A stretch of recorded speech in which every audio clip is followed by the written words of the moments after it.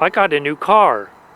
I didn't need one. My 2018 Volkswagen Jetta had about 90,000 miles on it, but was otherwise still in fine shape. But I basically wanted to get a new car like this while I still could.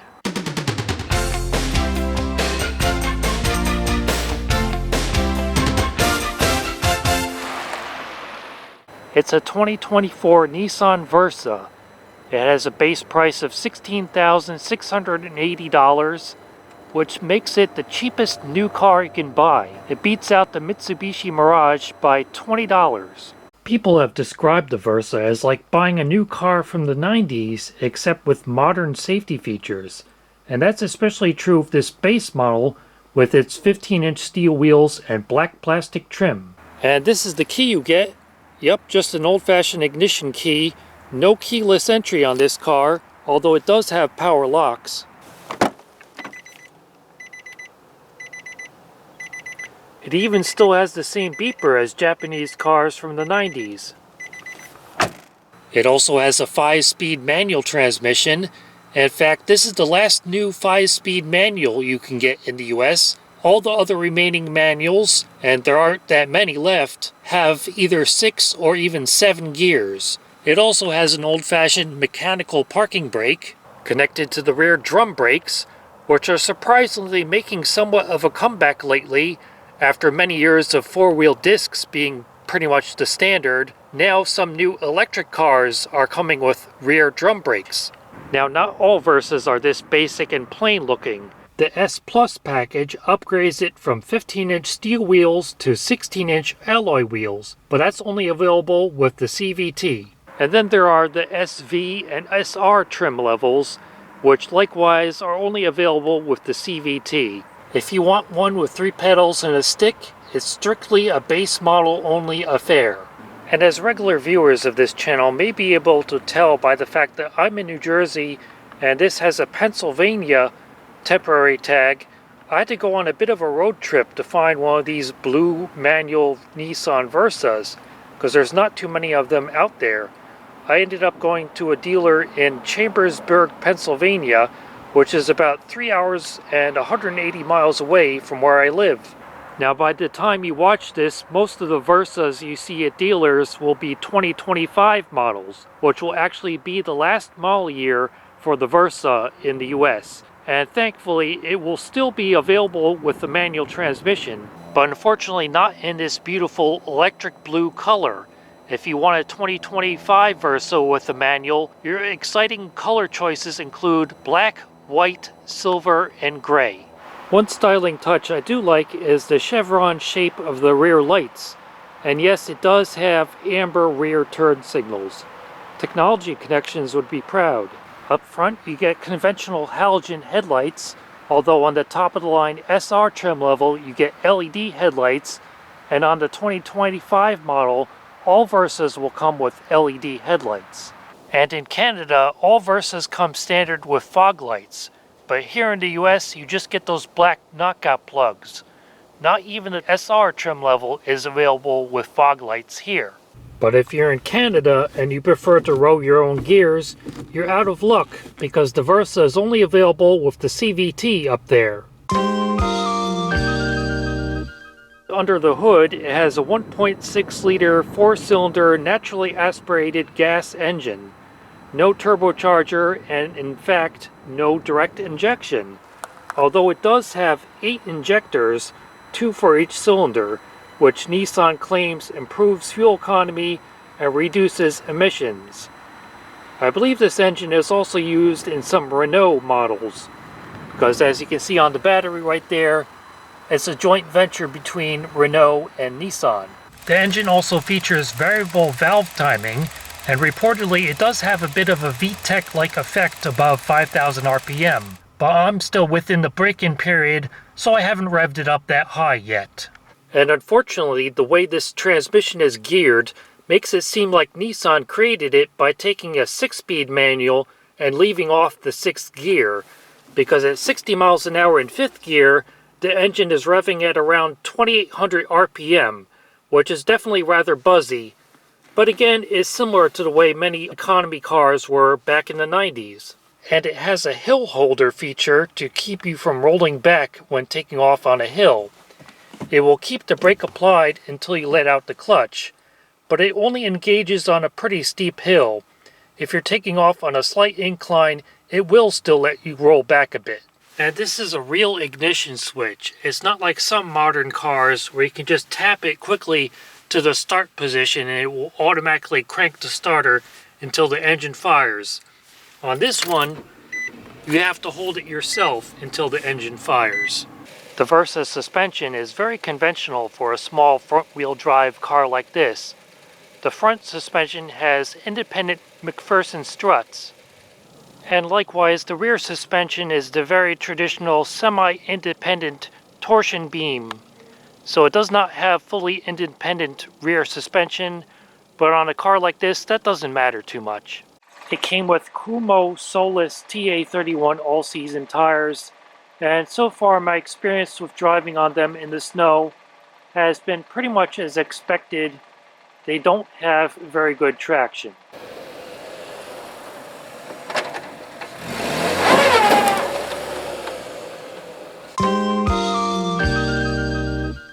As you've already seen a glimpse of, the interior is a sea of black plastic, but I think that adds to its retro 90s Econobox charm.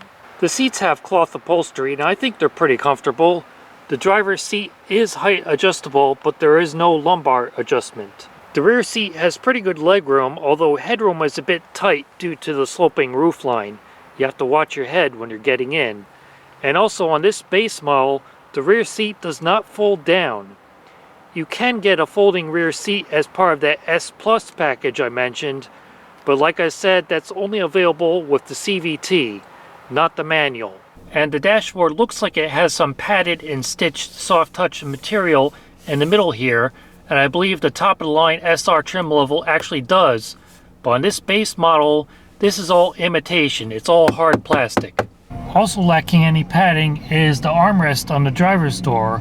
Although for me it's only really been uncomfortable if I've been driving continuously for more than an hour. Otherwise, I don't have a problem with it. And if you opt for the manual transmission, the drab appearance is made even more stark by the lack of silver accents on the dash vents. For some reason, the CVT comes with the silver accents, but the manual does not. And likewise, with the manual transmission, you do not get a map pocket on the back of the passenger seat. I don't know why they would make that difference just for the small amount of cars with a stick shift. You would think it would be more economical to make them all the same on the production line. In terms of interior storage, you get pockets in all four doors, including bottle holders, and they are just enough to fit your gloves. Here in the center console is a nice storage area, but you have to be warned that there's a gap between the front of it and this bezel here. I found that out the hard way when I had some loose change in this holder and one of the coins fell into the gap and I thought it lost it, but eventually I found it in the passenger side footwell when it fell out of the center console. So I put in these aftermarket inserts which are rubberized and will help to prevent that from happening in the future. You can see another one of those rubber inserts in the cup holders, and there are various other storage compartments here.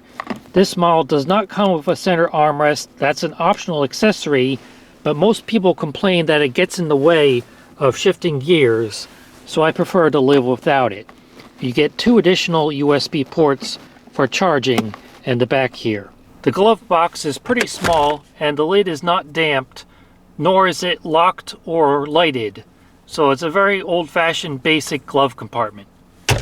And all 4 doors have grab handles, including the driver's door, and they actually have a damped release, unlike the glove box lid, and the shoulder belts are height adjustable. Up here is the dome light and map lights for the driver and passenger, using old-fashioned incandescent bulbs. There's also another dome light in the middle of the roof there, with its own control. And this car has the optional frameless auto-dimming rear view mirror with a built-in garage door remote. And this big contraption here is the sensor for the automatic emergency braking.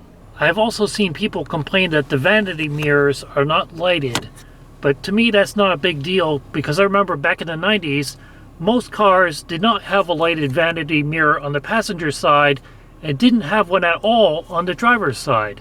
Down here on the driver's side of the dash is the lever to pop open the fuel door, which is confusingly the same size and shape, and right next to the lever to pop open the hood, so you may tend to pull the wrong one.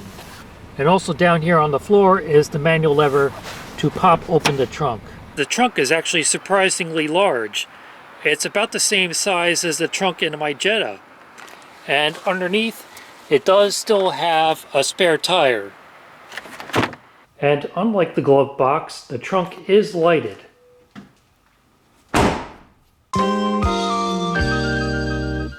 Like most Asian cars, the headlight switch is on the turn signal lever, so you can operate it within easy fingertip reach of the steering wheel.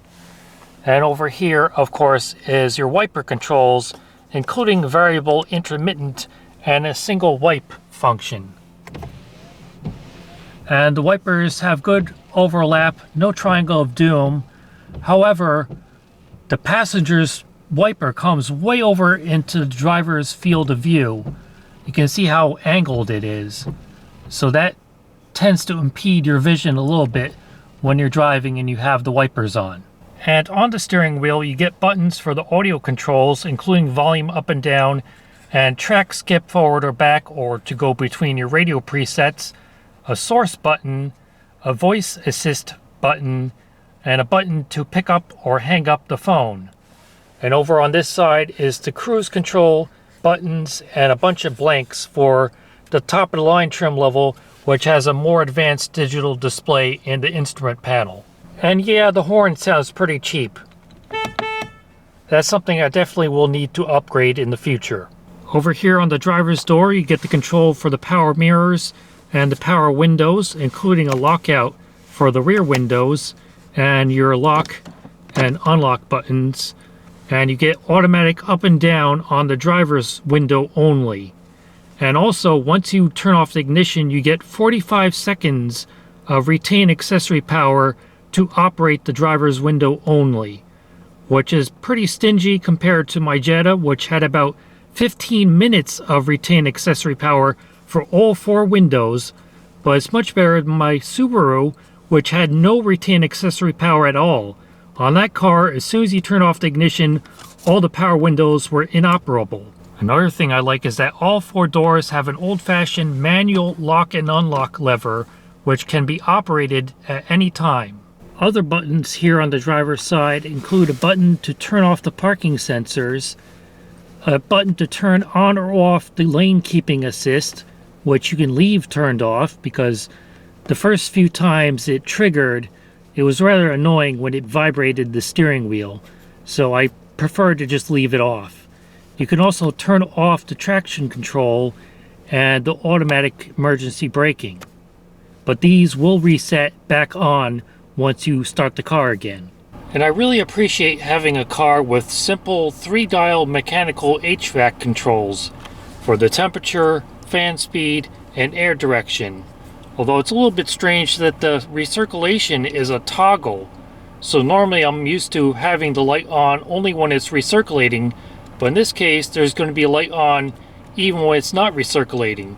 So that's just something you'll have to get used to. And while in Canada, all Versas come with heated exterior mirrors, here in the US, only owners of the SR trim level are lucky enough to get that feature. I appreciate the large, easy-to-read analog gauges for the speedometer and tachometer, and in the middle there's an information display showing the outside temperature, instantaneous fuel economy, average fuel economy, your gas gauge, your odometer, and various other information displays controlled by this button down here.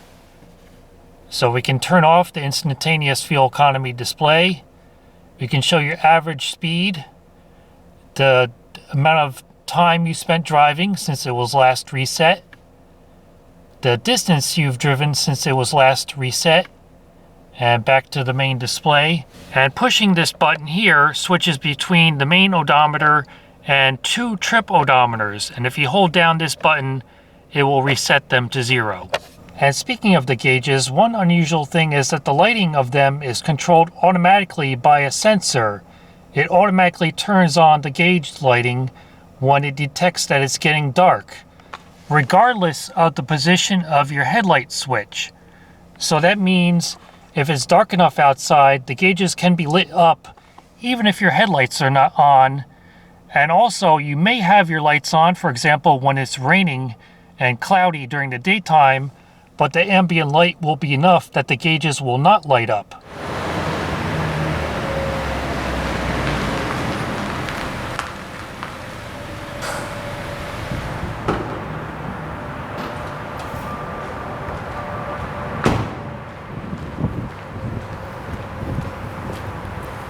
The Versa also has automatic headlights which automatically come on when it gets dark and stay on for 45 seconds after you get out and close the driver's door to help you see where you're going. And it also features high beam assist, which will automatically turn off your high beams when it detects oncoming cars. So anytime now, the headlights should automatically shut off. And there they go. As is now mandated by law, you get a backup camera when you shift into reverse. It has distance markers, but they do not move as you steer. But one thing that is a little bit unique is that at any time you can go into the settings menu and press camera, and it'll show you the feed from the camera even if you're not in reverse. Plus you can adjust the brightness, contrast, tint, color, and black level, which makes me think this is still using an analog composite video signal, because those are all the typical adjustments you get with a video capture device. On this base level audio system, there is no Apple CarPlay or Android Auto. You can get that as part of the S Plus package, but like I said, that's not available with the manual transmission. But you do get AM radio, FM radio, a USB input, an aux input, Bluetooth, and of course you can connect it to your phone and use this as a speakerphone. The AM radio tuner has very good reception. I was really surprised. And the audio bandwidth is pretty narrow, but it's okay for voice. Shouldn't be either. And I think it's very important the public knows and hears from us as leaders that make their case against the suspect in the deadly shooting of United. Back with us, partner at Stone Court Capital and Republican strategist alongside. But it's not very good for listening to music on AM.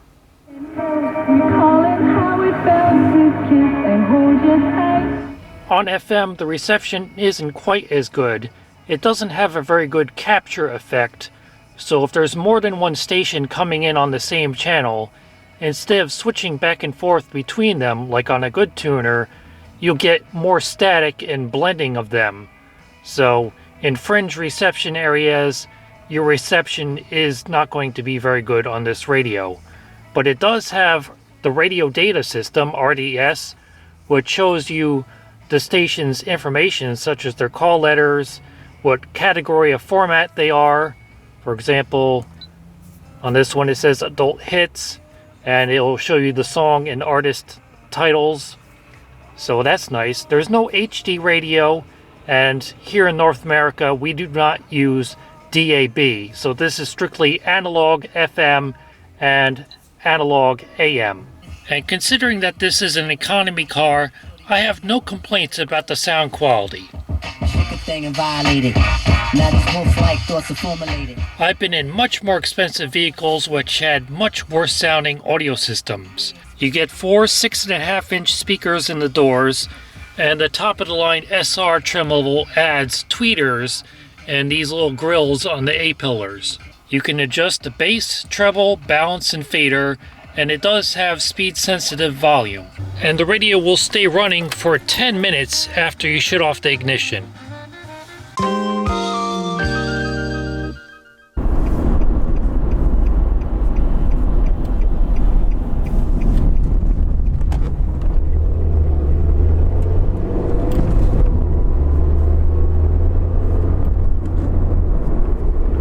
As for what the Versa is like to drive as I traverse the back roads of New Jersey. I'd say it's comparable to a Toyota Corolla or Ford Focus of about 20 years ago. It's not a sporty driver's car, but it's just an overall competent, comfortable, small car. And I dare say the steering actually has better road feel than my Jetta did. Although it's about 300 pounds lighter, so that could be why. It doesn't need as much power assist. Plus the turning circle is about 1.5 feet narrower, which definitely makes it more maneuverable in tight parking lots.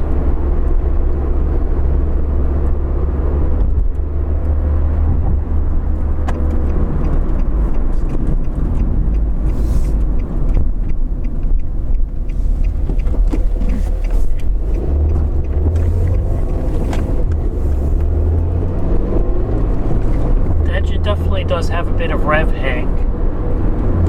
My trick for that is letting off the throttle about a second before I push in the clutch to shift, and then it's not so bad.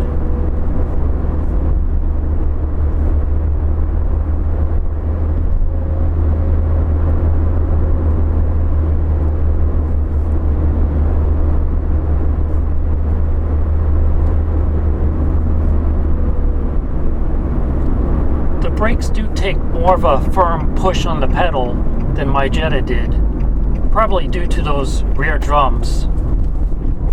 They're not as responsive as disc brakes, but in a car like this, it doesn't really need four-wheel disc brakes. Just fine with drums in the back. The overall stopping power is still fine. Here I am doing around 70 miles an hour on the highway, and the engine is revving around 3,200 RPM.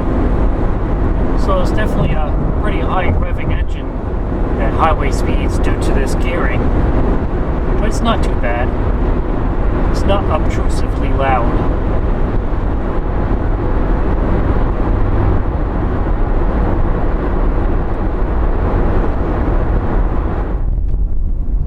Speed hump.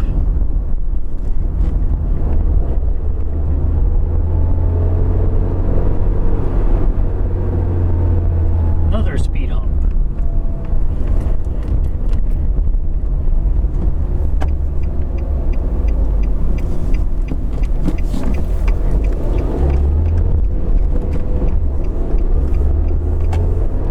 And a whole bunch of railroad tracks.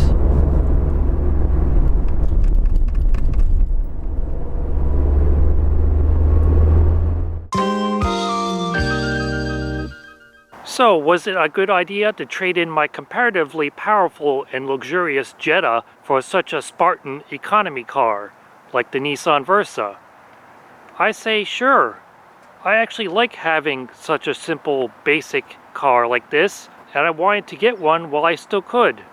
And despite its impending cancellation, sales of the Versa and also the even smaller and less powerful Mitsubishi Mirage have actually been increasing lately. So even though they're on the brink of extinction in the USA, there definitely is still demand for simple, economical, affordable, basic economy cars like this.